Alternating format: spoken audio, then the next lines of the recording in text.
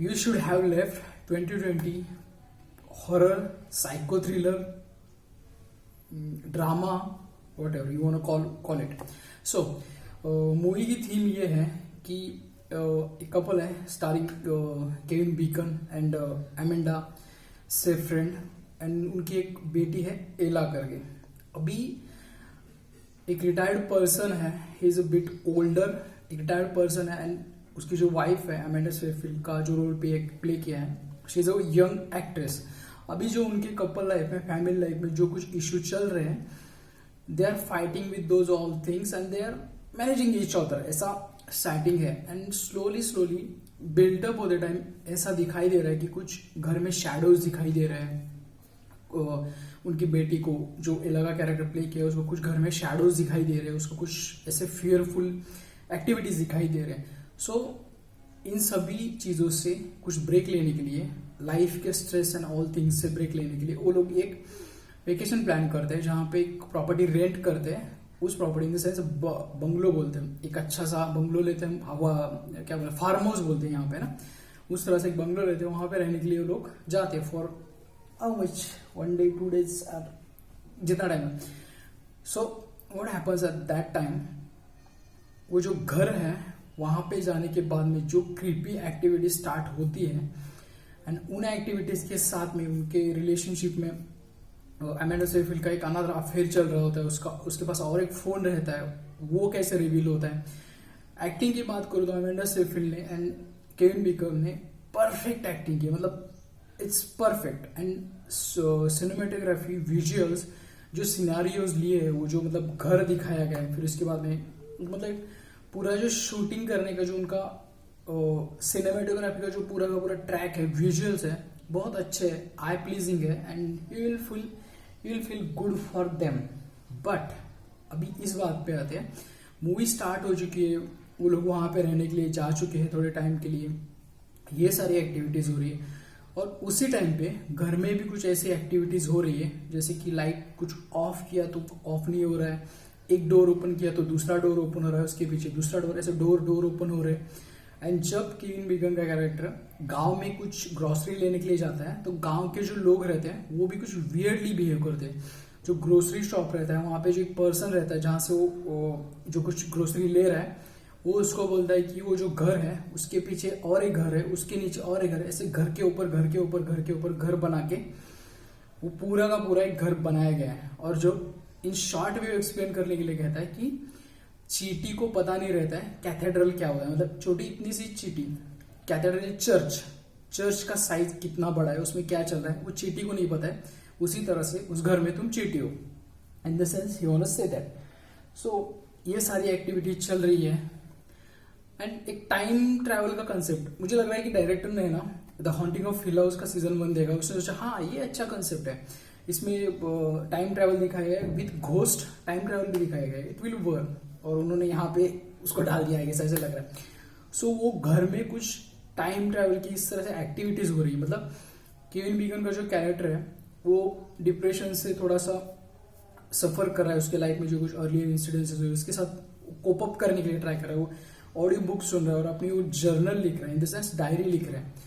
तो जब वो एक डायरी में एक सेंटेंस लिखता है कि मुझे ऐसा फील हो रहा है, ये कब स्टॉप हो जाएगा, तो उसी टाइम पे नेक्स्ट 2-3 days के बाद में उस डायरी में नीचे लिखा रहता है यू शुड लीव नाउ, मतलब तुम्हें घर छोड़ के चला जाना चाहिए. वो आगे आता है, मैं उसके बारे में बात करूंगा. ये होता है स्टार्टिंग बिल्टअप बहुत अच्छा है. मुझे याद दिलाया द इनविजिबल मैन, इसी ईयर की आई, super fantastic movie, one of the best horror movie, thriller movie of the year. उसी की याद दिलाता है स्टार्टिंग का 1 hour.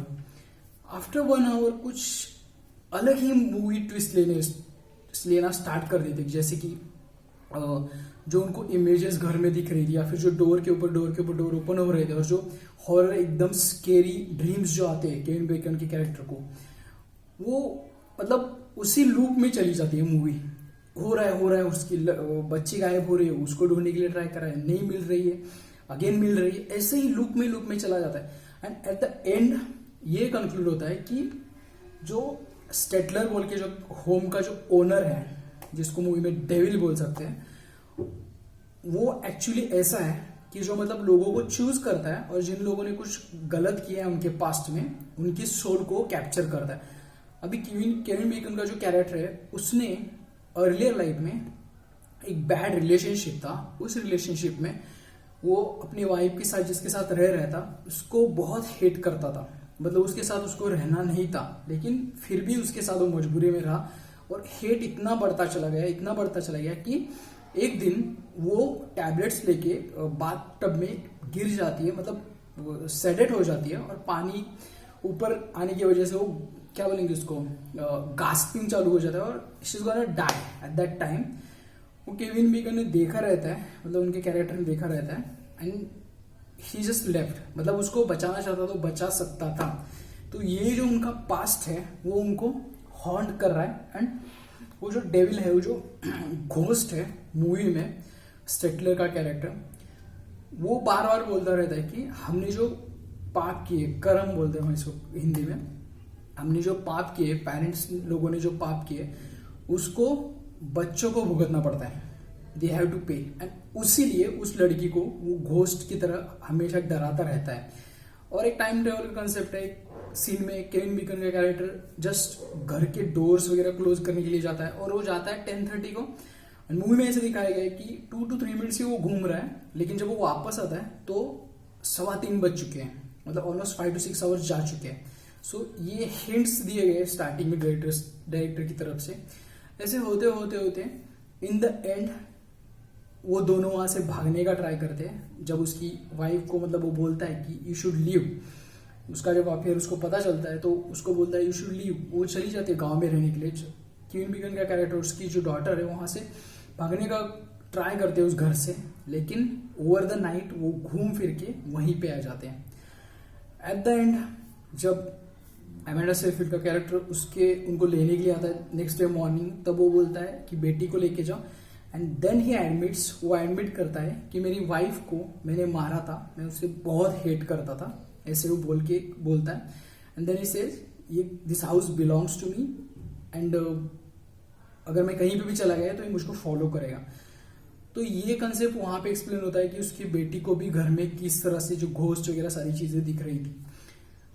ओके ठीक है, समझ में आ गया कि बाबा हमने जो रॉन्ग किया है अर्लियर लाइफ में, वही चीजें हमको होल्ड करती हैं and we should leave that place and we should move on.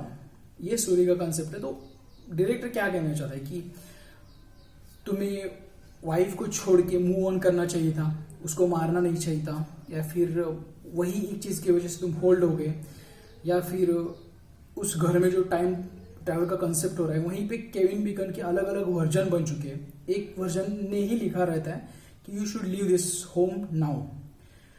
तो डायरेक्टर कहना क्या चाहता है वही समझ में नहीं आता है। मूवी अच्छी है, it's watchable, you will enjoy it, but in the end you will get frustrated. You see, हमें तो लगा था कि ऐसा कुछ घोस्ट जैसा होगा, घोस्ट जैसा कुछ देखने को मिलेगा मूवी में, या फिर something like that we can enjoy, और something like that we can say okay it's good one. Like जैसे कि द इनविजिबल मैन के एंडिंग में हमें फील होता है okay it's a good movie and it worth my time. यहाँ पे एंडिंग में आप सोचते हो कि what the fuck what it was. So ये फीलिंग आती है। जस्ट वही है, व्हाट यू वांट टू से, डायरेक्टर को क्या कहना है। सिनेमेटोग्राफी, विजुअल्स, जो क्रीपी घर दिखाया गया है, सुपर दिखाया गया है। मतलब उसका जो इंफ्रास्ट्रक्चर वगैरह, उसके जो एक्टिविटी चलती रहती है बाहर से, उसको जब वो मेजर करता है टेप लेके, वो सारी चीजें, विजुअल्स, सिनेमेटोग्राफी, सब कुछ अच्छा है। इवन स्क्रीन प्ले भी अच्छा है, कुछ इतना बोर नहीं करता है। बट ऐसा लगता है कि इन द एंड ऐसे एकदम से मूवी डिप कर जाती है, समझ में नहीं आता है कि क्यों ऐसा क्यों किया इन द एंड। That for. और इसके बारे में बात करने का रीजन ये है कि जितनी मूवी अच्छी लगी इन द स्टार्ट, जितना एंगेजिंग लगा, जितना उस मूवी के पेसिंग के साथ कंटिन्यू होती है, उतना ही एट द एंड आपको फ्रस्ट्रेटिंग लगता है। But still it's a good one and what to say, Chris टकमन ने तो उसको पूरा का पूरा मतलब बर्बाद ही कर दिया। उसके review you should watch Chris Stuckmann का। एंड देन बाकी के भी रिव्यूज है, दे थिंक थेरी का अच्छा है, it's not bad, but Chris टकमन ने उसको पूरा का पूरा डी कर दिया।